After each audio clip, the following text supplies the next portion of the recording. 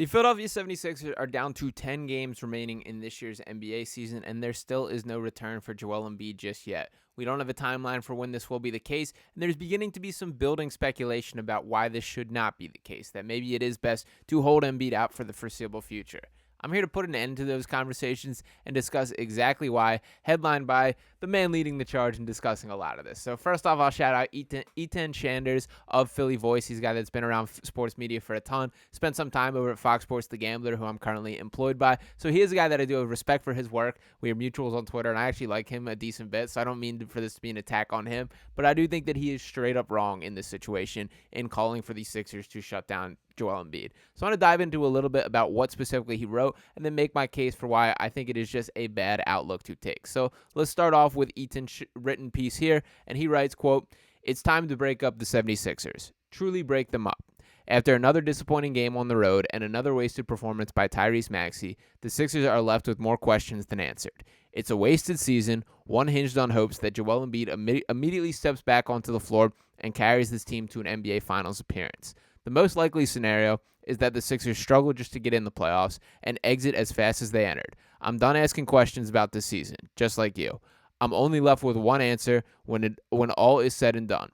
Bringing back Embiid for any part of the regular season or postseason is a mistake."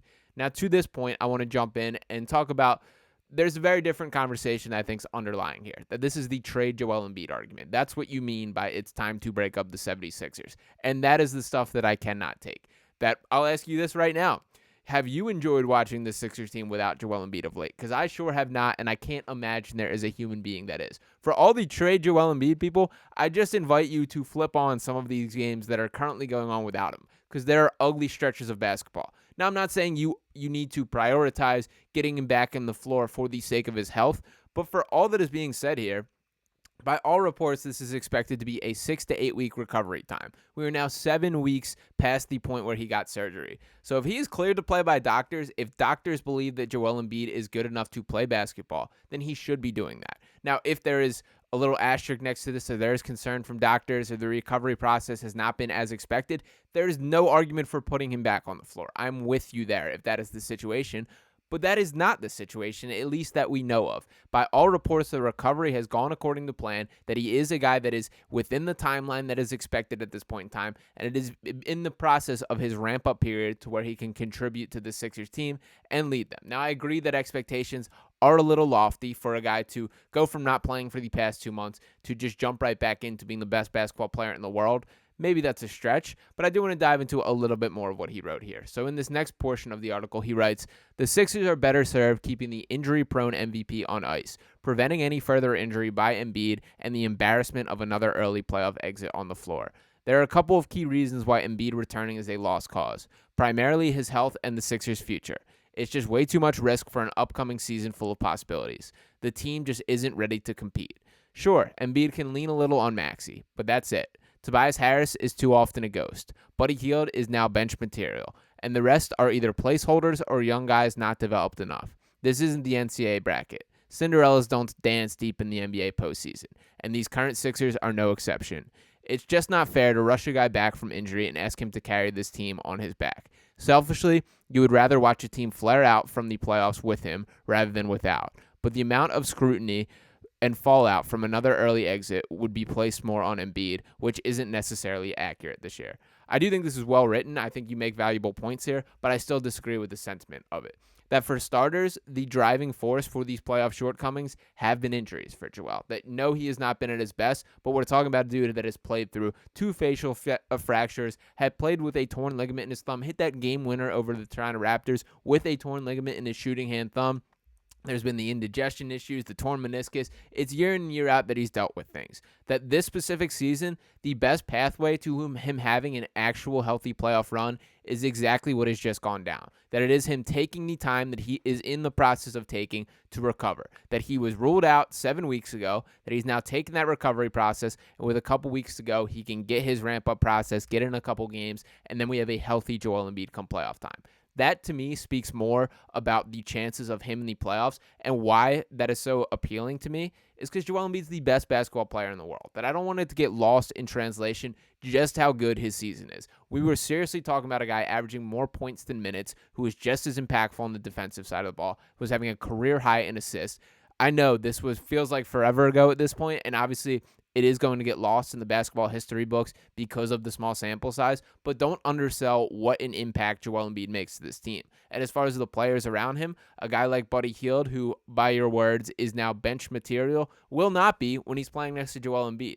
When there is a guy where you're making them make this decision to, do I double down off Buddy Hield and give help to the MVP of the league, or do I leave one of the greatest shooters of all time open? That's a much more difficult conversation than is currently the case when you can see what these Sixers are rolling out. That Buddy Hield, more so than anybody, is going to be benefiting from playing next to Joel Embiid, and the slate should absolutely be wiped clean on judgment from him when that becomes the case. Now, the final piece of this article that I did want to bring up here, he writes, by removing Embiid from the equation for the rest of the year and playoffs, the Sixers begin their next level of commitment to winning. Right now, there's nothing. Only a team struggling to live, let alone win anything. Not many teams will be able to compete with the amount of money that the Sixers have, so they need a hook. Having Embiid on the last few legs of his Philadelphia career is enough incentive to pull a big name. He needs to be totally healthy for that. The team really doesn't have any other option at this point than to sit Embiid until the 24-25 season. There's no reason to risk further damage by racing back to play with a bunch of guys who won't even be here next year. That's a lot to take in for you, I'm sure, as you just want Embiid out there all the time. But this team isn't built to win much right now, and that won't change come playoffs. It certainly will change by the start of next season, something to look forward to at least. So this cap space plan, this keeping flexibility options open and having options on the table, that was the driving force why this was a bit of an underwhelming just trade deadline period. That I think we all hoped that there would be this big swing, have a chance at a championship this year, and it hasn't quite played out that way. I also understand that from Daryl Morey based on, at that point in time, there was even less clarity on what the status of Joel Embiid could be. Will he be coming back? What level will he be coming back? And those are questions that we have more concrete answers at this point in time than was the case a month ago. Now, for this team, I do think the ultimate outlook is to build moving forward next year. But that's also a reason why you need to see how these players play next to Joel Embiid. That I don't think it's a championship or bust year for the Sixers, that if they lose in the second round again, while that will wear on Embiid's resume and will be something that people throw, I don't think that's the ultimate loss. That if you're able to gauge, is Buddy Hield a guy that we want on the long term for this team? Is Nico Batum a guy that has a couple years left in his legs? Are these players that we've brought in, Kelly Oubre, is this a guy that we believe is a long-term part of this core? Those are all questions that you will get a stronger answer on by playing them next to Joel Embiid. And I get that the championship is obviously the biggest goal. That is still what these Sixers are seeking and what will be the ultimate measurement of the entire process era. But I think this team has a better fighting chance than people are giving them credit. That to take a look, I'll start with this right here. The Sixers this season are 26-8 with Joel Embiid. Without him, 13-25. At 26-8, you cannot argue that that is a legitimate contender. And for record, in the standings, that puts them at a 76.4% win rate. When looking at in the standings, that would put them second place in the Eastern Conference. Now, I'm not saying you can make these direct, exact translations. Obviously, there are a ton more games to play out, and the Sixers had the easier portion of their schedule earlier on in the year. So it isn't the exact apples-to-apples comparison. But my point in this being that when Joel Embiid is healthy on this roster, this team is good. That this is a contending level team. That when you have the reigning MVP of the league, it shouldn't be a surprise that they're night and day better when he's there playing for this. And specifically with this Sixers team, each player is built to be maximized next to Joel Embiid. I know I mentioned Buddy Hield as a guy that his shooting gravity is going to be incredibly valuable in the Sixers offense. Think about how it looked like with J.J. Redick, how it looked like with Seth Curry. Buddy Hield is that caliber of shooter, and he has a little more to his game than just that. A guy like Kelly Oubre, I could not be more impressed with the level that he's been playing at, but I still think the best version of him as a basketball player is a little more minimized role than is currently the case. Now, the Sixers need him to be stepping up, and he's doing an amazing job at it, so I don't want this as a slight on Kelly, but my point being that when Joel Embiid is there, when you're getting those easy dump-off passes on the baseline cuts, as occurred while he was on the floor together with him, that's great offense right there.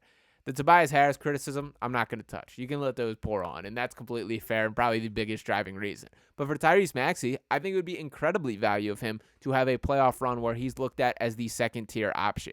Now, maybe that happens. Maybe they come up short, and you come to the realization that Maxey's not quite ready to be a number 2 just yet, that we need to find a Paul George or a big name to bring in to complete this team. And that's a totally fair conclusion to come to. But let's go through the process of actually coming to that. And when looking at the Sixers depth chart as a whole, this squad is solid. And when you look down the Eastern Conference, just thinking about the top 8 or 9, you should not be scared of anybody. We're talking about Tyrese Maxey, Kyle Lowry, Kelly Oubre, Tobias Harris, Joel Embiid, Paul Reed, Nico Batum, Buddy Hield, even a guy like Robert Covington. That's a dangerous core. And when you're looking down the Eastern Conference, these teams have flaws, man. The Celtics are obviously kind of the gold standard across the NBA this season and have been phenomenal. There's no doubt about it. The Milwaukee Bucks, they're coming off a game last night in which they blew a double-digit lead to the Los Angeles Lakers in the fourth quarter, as Doc Rivers is a professional at. That is the concern there. Patrick Beverley just picked up a notable injury. That's something that weakens their defense to a significant extent. Dame Lillard still has not quite looked like himself this season.